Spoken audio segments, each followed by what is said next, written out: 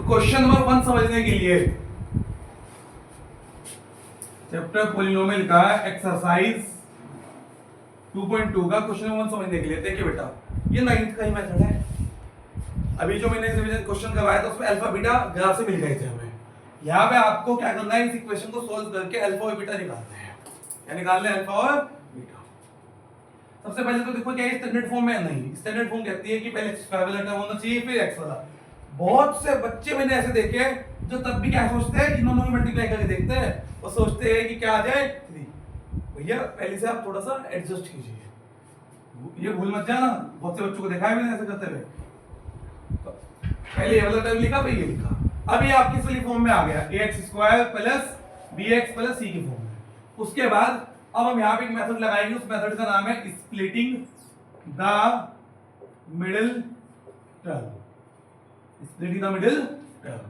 बेटा एक बात सोचो आप, ये क्या है 6 और ये क्या है 3। ये पड़ोसी है और ये बीच वाला है, इसे तोड़ना है।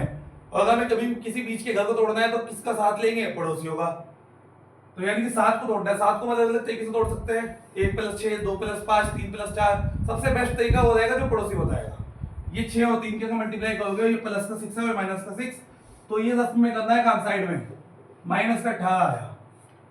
अब ये जो इससे इसके साइन से भी कोई मतलब नहीं होता कभी भी, हमें इसके साइन से मतलब होगा हमेशा जो पड़ोसियों के मल्टीप्लाई करने से आता है, और ये हमेशा प्लस ही होता है, तो समझ जाओ कि ये वाला साइन नहीं आएगा हमेशा। तो अब आपको ऐसा सोचना, दो ऐसे नंबर जिन्हें माइनस करके 7 आए और जो 10 फर्क में किया वो मल्टीप्लाई करके आना चाहिए, क्योंकि वो मल्टीप्लाई करके ही आया हुआ है। दो ऐसे नंबर जिन्हें माइनस करके 7 आए और मल्टीप्लाई करके 18 आए, भैया 9 2 18, तो 6x² minus 9 - 2x minus 3। Clear? 6x² minus 9x plus का 2x माइनस का 3। कैसे किया हमने? पहले 7 को लिखा 9 - 2, बाकी सेम एज इट इज। फिर जब भी यहाँ पे माइनस हो तो बहुत ध्यान से करना है क्योंकि साइन लग जाएंगे। अब तो ये माइनस का 9 x में मल्टीप्लाई होगी इसमें, और माइनस माइनस प्लस का 2x। क्लियर यहाँ तक? अब इन दोनों में कॉमन बताओ, और इन दोनों में देखो ये 4 टर्म बन गए, दो टर्म एक साथ लेने हैं।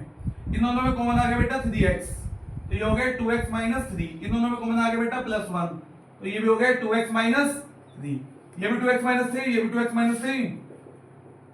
4 टर्म से 2 टर्म बन गए, और इन दोनों में कॉमन क्या आ गया? हमेशा जब भी आप कॉमन लोगे तो जो साथ में आएगा मल्टीप्लाई वो सेम आएगा।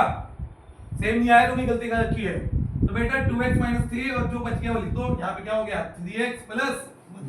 तो ये दो फैक्टर हो गए।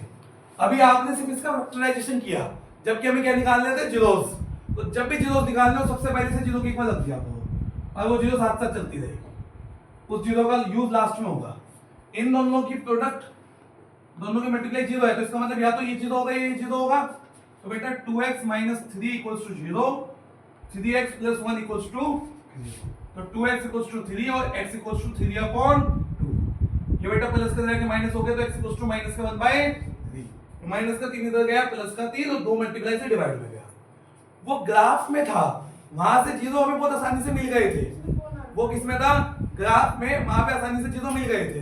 बट ये इसमें ये अलजेब्रिक फॉर्म में है, इसके लिए हमने एक मेथड लगाया स्प्लिटिंग द मिडिल टर्म। बेटा अगर क्वेश्चन इस फॉर्म में हो तभी लगाना है ये मेथड। थर्ड पार्ट और फोर्थ पार्ट में ये मेथड लगाने की जरूरत नहीं है, वहां डायरेक्ट मिल जाएगा जीरोस आपको। समझ में आ गया? फिर इस क्वेश्चन में आगे एक बात हो गई थी, जो आपके जीरोस आएंगे हम पहले वाले को क्या बोल देते हैं? अल्फा, और दूसरे वाले को क्या बोल देते हैं? बीटा। अल्फा बीटा आ जाने के बाद रिलेशन भी वेरीफाई करो, और जो साइड हुक से क्वेश्चन आएगा वो रिलेशंस के ऊपर ही आएगा, जिसमें आपको डायरेक्ट रिलेशन लगाते ही आंसर मिल जाएगा ये, या यूज होगा रिलेशंस का। पहला रिलेशन क्या है? Alpha plus beta equals to minus के b/a, और दूसरा है alpha into beta equals to c/a। कई लोग इसे ऐसे याद रखते हैं, माइनस b की जगह x² का कोफिशिएंट, सॉरी x का कोफिशिएंट। लेकिन आप इसे डायरेक्ट याद रखो, b क्या होता है? x का कोफिशिएंट, और a क्या होता है? x² का कोफिशिएंट। तो बस आपको ये वेरीफाई करने हैं, ये दोनों इक्वेशंस को क्या करना है? वेरीफाई। वेरीफाई का मतलब है लेफ्ट साइड और राइट साइड सेम। अल्फा और बीटा का सम कीजिए। अल्फा कितना है बेटा?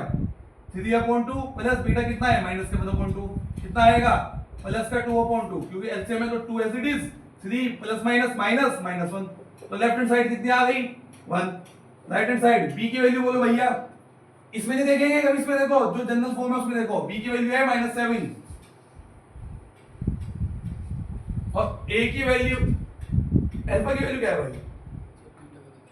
अल्फा की वैल्यू 3/2, बीटा की वैल्यू -1/3 है, सॉरी यहाँ पे ध्यान दें, माइनस का 2/3, तो इसका एलसीएम लोगों को कितना आ जाएगा 6, 3 जा 9 प्लस माइनस माइनस तो 2 जा 2, ये वाला मेथड लगाया इसमें हमने, तो 9 - 2 7/6, इधर b की जगह -7 और a की जगह 6, माइनस माइनस प्लस, यानी कि लेफ्ट हैंड साइड और राइट हैंड साइड दोनों सेम आ गई, तो पहला रिलेशन क्या हो गया वेरीफाई। ये पूरा 3 नंबर में करना पड़ेगा दूसरे रिलेशन तक, और इंपॉर्टेंट क्वेश्चन है, बोर्ड में साल भी आया था, तो एग्जाम में भी आएगा क्वेश्चन, समझ में आ गई बात।